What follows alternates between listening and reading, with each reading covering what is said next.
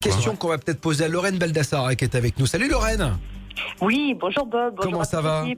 Eh ben impeccable, comme d'habitude. Bon, ravi de t'accueillir avec nous. Tu es médium, voyante et énergéticienne. Tu utilises aucun support, ce qui fait de toi une clairaudiente, c'est-à-dire que tu entends des choses. On a eu maintes fois l'occasion de se parler. Tu es venu ici à BTLV. Et tiens, on va peut-être te reposer la question, celle que l'auditeur a posée. Est-ce que, Amine qui dit ça, est-ce que finalement c'est pas une question de point de vue le paranormal? Alors tout dépend, je pense, de ce qu'on entend par paranormal. Tout à l'heure, il y a un invité qui parlait du fait que le paranormal, c'était peut-être justement d'une façon large tout ce que l'on ne parvenait pas à expliquer. Et je pense qu'effectivement, ça se retrouve là-dedans. C'est pour ça que le paranormal, c'est très large. Effectivement, c'est tous ces phénomènes, selon moi, dont on n'a pas une explication tangible ou forcément reconnue par la science. Maintenant, il faut rappeler que souvent les gens sont déroutés lorsqu'il y a des événements qui ne peuvent pas être démontrés par la science. Mais il faut se souvenir qu'il y a des choses qu'aujourd'hui la science démontre qu'elle ne démontrait pas il y a 50 ans, 100 ans en arrière. Donc, il ne faut pas oublier que bien sûr, il y a des phénomènes qui sont vraiment démontrables scientifiquement, mais d'autres ne le sont pas encore du moins, et pour autant ça ne veut pas dire qu'il n'existe pas.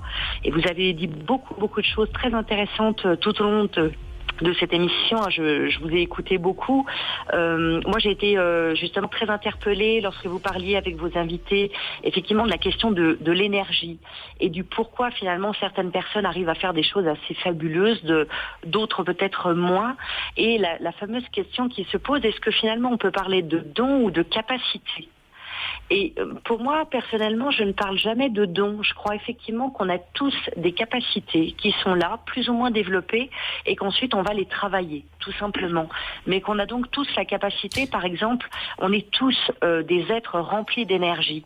Et on a tous, je crois vraiment, la capacité d'interagir, d'agir sur notre environnement et notamment sur la matière.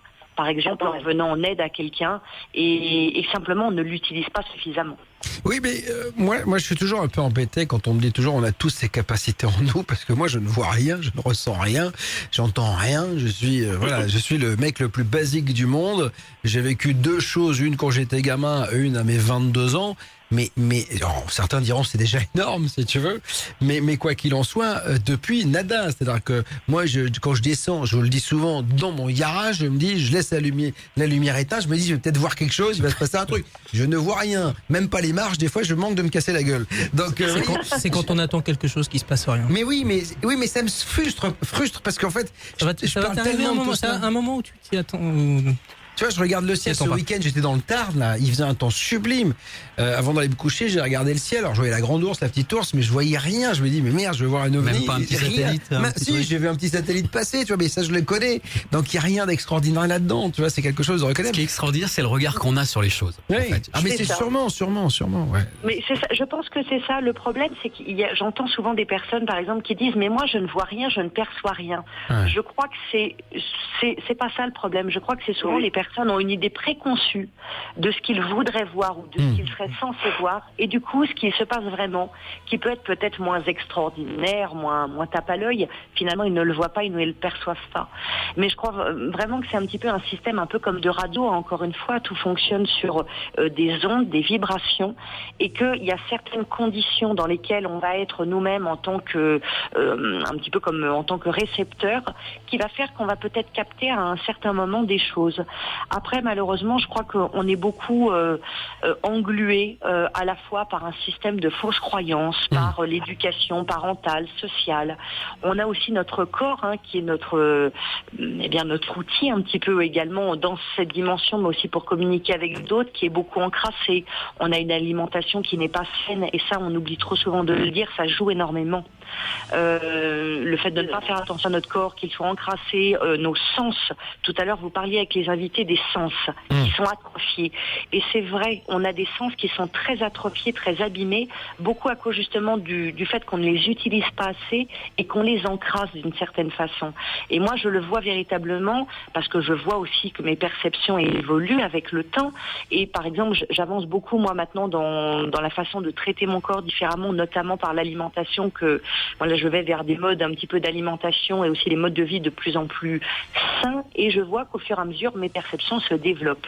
Alors je pense que ce que je perçois existe, mais peut-être que moi je le perçois parce qu'à ce moment-là, j'ai un capteur qui est peut-être un petit peu moins encrassé que la personne qui va se situer à côté de moi. Je crois vraiment que c'est ça, et la croyance également, je crois. Lorraine, t'es en train de me dire qu'en fait ceux qui boivent du rosé et qui bouffent des sandwichs, ils sont dans la merde, quoi. C'est-à-dire que nous, ça fait 2 heures qu'on fait ça. On boit du rosé et on bouffe des sandwichs. Et donc on est encrassé. encrassé. On voit rien. Arrêtez le rosé. Non mais c'est tellement bon, c'est ça qui est le problème. Donc. C'est vrai, c'est tellement bon. Et puis d'ailleurs, il y a des pays d'ailleurs dans lesquels c'est assez drôle parce que j'en parlais récemment. Je m'intéresse moi beaucoup au mode de guérison à travers le monde parce que je m'intéresse de plus en plus à ça, à la guérison par les incantations, par ce qu'on appelle des auras, par les mantras. Et on voit que suivant les cultures, en fait, les régimes par exemple ne sont pas les mêmes. On a par exemple aux Philippines des guérisseurs qui guérissent, qui sortent vraiment matérialisés sous la forme d'animaux le mal des gens, et ce sont des personnes qui n'ont pas forcément ce qu'on qualifierait nous d'avoir des modes de vie, on va dire sains, ou une hygiène particulière. Mais il y a un système de croyance vraiment qui va avec, et en tout cas qui peut nous permettre, je crois, de franchir certaines frontières et de toucher du doigt certaines choses. Moi, je le vois vraiment au travers de certaines expériences. Là, par exemple, récemment, j'y ai repensé, mais depuis quelque temps, j'ai une période pendant laquelle quasiment toutes les nuits, j'entends très clairement qu'on marche près de mon lit. J'entends des voix. Mais dans cette phase où je suis pas tout à fait endormie, pas tout à fait réveillée. Et dès que j'allume la lumière, immédiatement tout s'arrête. Mais c'est par phase. Je vais passer des périodes où il ne se passe rien. Et d'autres périodes pendant lesquelles ça va être beaucoup plus fort, beaucoup plus accru. Et je pense vraiment que tout ça existe. Simplement, je suis apte ou pas à le capter à certains moments de ma vie, en fonction de comment je me sens dans ma vie, dans mon corps, de mes soucis, de mes préoccupations, etc.